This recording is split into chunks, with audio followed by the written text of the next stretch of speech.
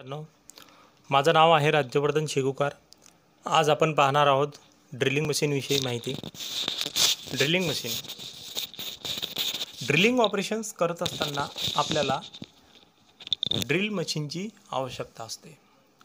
जो ड्रिल असतो त्या ड्रिलला आपल्याला ड्रिल चकमध्ये बांधावं लागतं आणि ड्रिल चक आपण मशीनच्या स्पिंडलमध्ये बांधत असतो।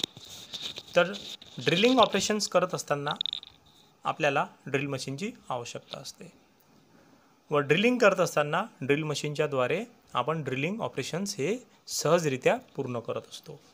ड्रिलिंग मशीन ह्या दोन वर्गामध्ये विभागल्या गेलेल्या आहेत। एक हँड ड्रिलिंग मशीन आहे आणि एक पॉवर ड्रिलिंग मशीन आहे।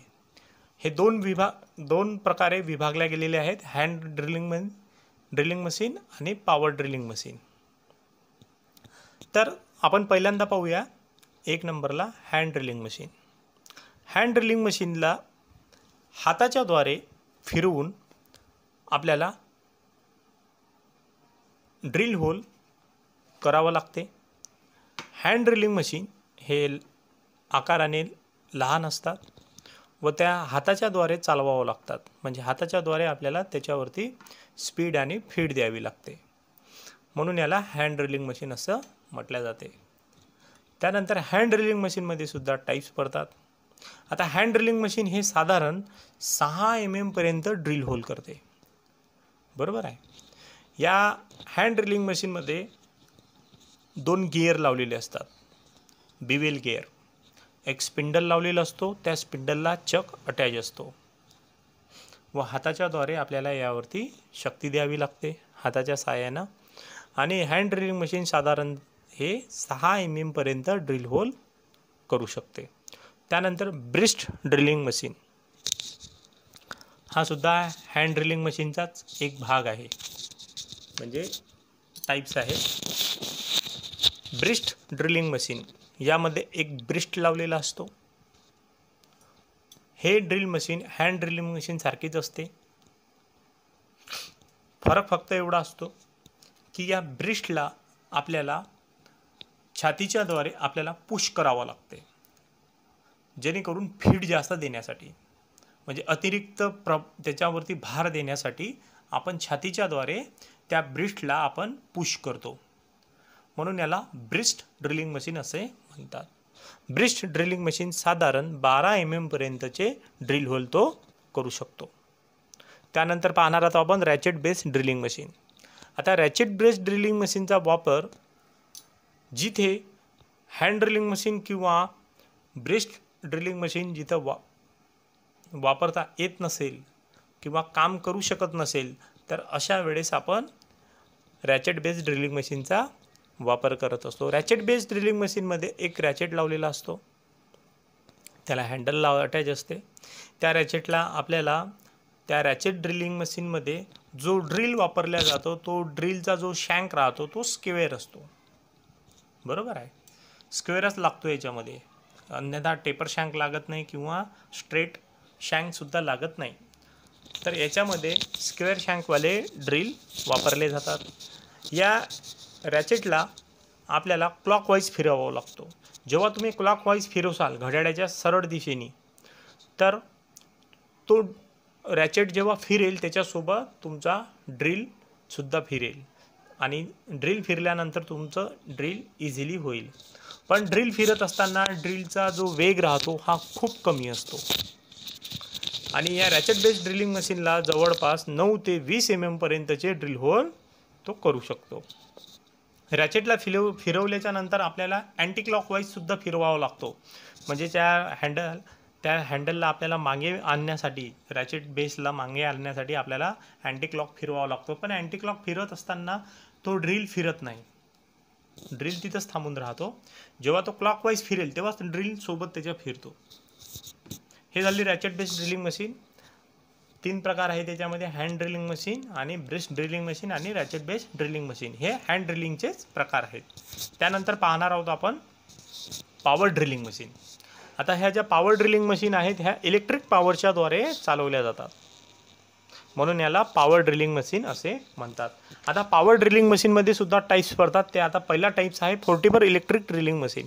पोर्टेबल इलेक्ट्रिक ड्रिलिंग मशीन म्हणजे की जे मिस्त्री लोक वापरतात, बरोबर आहे, जे इलेक्ट्रिशियन वगैरे आहेत ते लोक वापरतात. जसं की एखाद्या भिंतीवरती आपल्याला होल करायचा आहे, बरोबर आहे, इलेक्ट्रिक फिटिंग करत असताना, वायरिंगची फिटिंग करत असताना त्यांना इलेक्ट्रिक बोर्ड फिट करावे लागतात, किंवा आपल्याला ते जेव्हा भिंतीवरती जे बोट फिट करत असताना त्यांना ड्रिल करावं लागते, होल करावं लागते भिंतीवरती, तर ते अशा वेळेस पोर्टेबल इलेक्ट्रिक ड्रिलिंग मशीनचा वापर करत असतात, जेणेकरून ड्रिल होल होण्यास मदत होते त्यांना. तर यामध्ये सुद्धा 3 टाईप्स पडतात.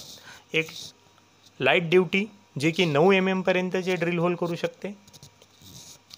एक आहे मीडियम ड्युटी, ते 15 mm पर्यंत ड्रिल होल करू शकते. एक हेवी ड्युटी, हे 20 mm पर्यंतचे ड्रिल होल करू शकते. आता इलेक्ट्रिकल पोर्टेबल ड्रिलिंग मशीनचा आपल्याला काय वापर आहे बघ, आपण कशासाठी वापरतो बघा. असे कार्य असतात की ज्या कार्यांना, असे जॉब असतात की जे जॉब आपल्याला ड्रिलिंग मशीनवरती आपल्याला नेता येत नाही, म्हणजे आकाराने मोठे व हेवी जॉब.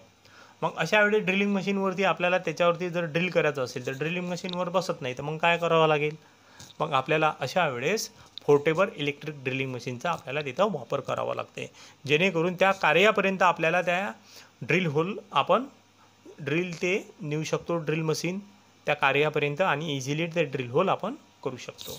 त्यानंतर bench drilling machine. Bench drilling machine हे जनरली वर्कशॉपमध्ये वापरले जाणारे बेंच ड्रिलिंग मशीन आहे. या बेंच ड्रिलिंग मशीनला एका बेंचवरती फिट करून आपलं कार्य आपण इझिली करत असतो. बेंच ड्रिलिंग मशीन हे साधारण 12 mm पर्यंतचे ड्रिल होल करत असते, आणि याचा सर्वात जास्त वापर वर्कशॉपमध्ये केला जातो. त्यानंतर पाहणार आपण sensitive drilling machine. Sensitive drilling मशीनचा वापरसुद्धा वर्कशॉपमध्ये जास्त प्रमाणात केला जातो. आणि सेन्सिटिव्ह ड्रिलिंग मशीन हे एक अशी ड्रिलिंग मशीन आहे, हे एकदम हाय स्पीडवर चालते. याच्याद्वारे जे ड्रिल होल होतात हे एकदम परिशुद्ध मापामध्ये तयार होतात. यांची जी ॲक्युरेसी राहते या ड्रिल होलची, हे एकदम शुद्ध राहते, कारण की हे जास्त स्पीडवरती चालवल्या जातात म्हणून. हे ड्रिल मशीनसुद्धा 9 mm पर्यंतचे ड्रिल होल करू शकते. त्यानंतर पाहणार आहोत आपण pillar type drill machine. Pillar type drilling मशीनमध्ये एक पिल्लर लावलेला असतो. हे ड्रिलिंग मशीनसुद्धा वर्कशॉपमध्ये जास्त प्रमाणात वापरली जाणारे पिलर टाईप ड्रिलिंग मशीन आहे. पिल्लर जवळपास 5.5 ते 6 फुटापर्यंत पिल्लर असतात. त्या पिल्लरवरती ड्रिल मशीनची बॉडी फिट केलेली असते, आणि तो पिल्लर सरळ बेसवरती, जमिनीवरती माउंट केलेला असतो. ज्या ड्रिल मशीनचा जो बेस असतो तो जमिनीवरती माउंट असतो, बरोबर आहे. आणि त्याचा जो पिलर असतो, आपण त्याला कॉलम असे सुद्धा म्हणत असतो. तर त्या कॉलमवरती टेबल वगैरे फिट राहतो, वर्किंग टेबल, त्याच्यावरती आपल्या ड्रिल मशीनची बॉडी वगैरे फिट राहते. पिलर टाईप ड्रिलिंग मशीन जवळपास 19 mm पर्यंतचे ड्रिल होल इझिली करू शकते. 19 mm पर्यंत ड्रिल होल करू शकते. त्यानंतर radial type drilling machine. Radial type drilling machine हे मास प्रोडक्शनमध्ये वापरली जाणारी ड्रिलिंग मशीन आहे. हे आकाराने सुद्धा मोठी असते. याच्याद्वारे जे ड्रिल होल केले जातात हे एकदम परिशुद्ध मापामध्ये केले जातात. या मशीनचा वापर सर्वात जास्त जिथे मास प्रोडक्शन होत असेल तिथं या मशीनचा वापर केला जातो. यामध्ये जे आर्म असते, बरोबर आहे, आणि कॅरेज राहते, बरोबर आहे, त्या कॅरेजलाच एक स्पिंडल वगैरे फिट राहते, आणि कॅरेजला आपण कुठेही आपण आपल्या वर्किंग टेबलवरती तुम्ही त्याला ॲडजस्ट करू शकता. याच्याद्वारे, या मशीनच्याद्वारे तुम्ही मोठ्या मापाचे जॉब किंवा मोठ्या आकाराचे ड्रिल होल हे परिशुद्ध मापामध्ये तयार केले जातात. त्यानंतर पाहणार आहोत multi spindle drilling machine. Multi spindle म्हणजे 2 किंवा 2 पेक्षा जास्त स्पिंडल असणारी मशीन, याला आपण मल्टी स्पिंडल ड्रिलिंग मशीन असे म्हणत असतो. मल्टी स्पिंडल ड्रिलिंग मशीनचा वापर मास प्रोडक्शन कामामध्ये केला जातो. मल्टी स्पिंडल ड्रिलिंग मशीनचा वापर करत असताना एकाच वेळी एक सर्व स्पिंडल ऑपरेट होतात, म्हणजे एकाच हँडलने. हे झाली मल्टी स्पिंडल ड्रिलिंग मशीन. त्यानंतर पाहणार आहोत आपण गँग ड्रिलिंग मशीन. गँग ड्रिलिंग मशीनमध्ये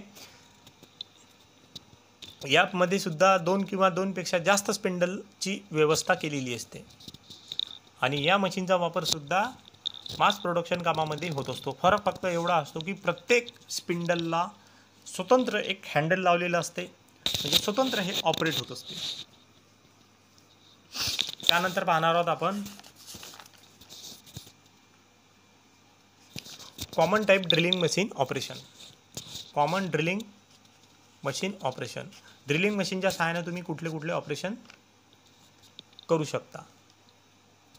आता बघा, तुम्ही ड्रिलिंग मशीनवरती ड्रिलिंग ही क्रिया करतच असता किंवा आपण करू शकतो. हव्या त्या व्यासाचे ड्रिल होल आपण ड्रिलिंग मशीनच्या द्वारे आपण करत असतो, बरोबर आहे. त्यानंतरची बोरिंगचे ऑपरेशन. एक बोरिंगची अशी क्रिया आहे की केलेला ड्रिल होल त्याचा जर आपल्याला त्या ड्रिल होलमध्येच आपल्याला त्याचा जर साईज वाढवायचा असेल तर आपण बोरिंग टूलच्या द्वारे त्याचा साईज वाढवू शकतो. म्हणजेच ड्रिल होल आधीच केलेला असते, त्याचा जो साईज राहतो तो आणखीन आपल्याला जर वाढवायचा असेल तर आपण बोरिंग टूलच्या द्वारे आपण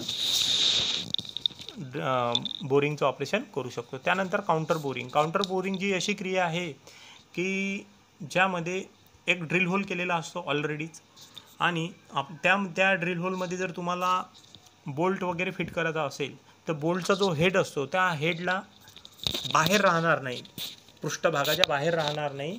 त्या बोल्टलाच आपण ड्रिल होलमध्येच प्लेनमध्ये फिट करावं लागत असेल तर अशा वेळेस आपल्याला काउंटर बोरिंगचे आपण तिथे ऑपरेशन्स वगैरे करत असतो. जसं की त्यानंतर आहे काउंटर शंकिंग. काउंटर शंकिंगचं ऑपरेशन तुम्ही वर्गामध्ये पाहिजे जे डेस्क बेंच असतात त्या डेस्क बेंचवरती जो प्लाय वगैरे आपण फिट केलेला असतो, बरोबर आहे, एक स्क्रूच्या द्वारे किंवा एखाद्या नटच्या द्वारे. तर त्या स्क्रूचा जो हेड राहतो तो वरती दिसतो का नाही, तो एकदम पॅरललमध्ये राहतो, त्याच्या आतमध्ये फिट केलेला प्लायच्याच बिलकुल समांतर.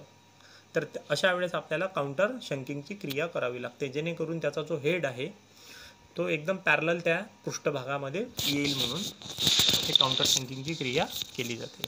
त्यानंतर आहे स्पॉट फेसिंग. स्पॉट फेसिंगची क्रिया अशी आहे की आपल्याला ड्रिल होलमध्ये फिनिशिंग करत असताना किंवा ड्रिल होल स्मूथ वगैरे म्हणजे ड्रिल होलचा जो आतला जो भाग आहे तो स्मूथ करण्यासाठी आपण स्पॉट फेसिंगची क्रिया करत असतो.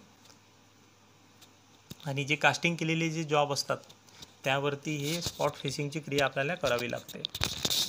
त्यानंतर रिमिंगचं असं ऑपरेशन्स आहे की जे ड्रिल होलमध्ये आपल्याला जर ड्रिल होलची साईज किंवा त्या ड्रिल होलला परिशुद्ध मापामध्ये आपल्याला आणायचं असेल तर आपण रिमिंगची क्रिया करत असतो.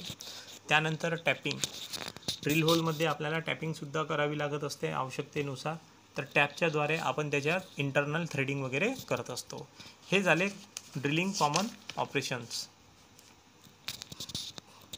तर आज आपण पाहिलो ड्रिलिंग मशीनचे टाईप्स आणि त्यानंतर पाहिले आपण कॉमन ड्रिलिंग मशीन ऑपरेशन्स. तर आज आपण इथंच थांबूया. धन्यवाद.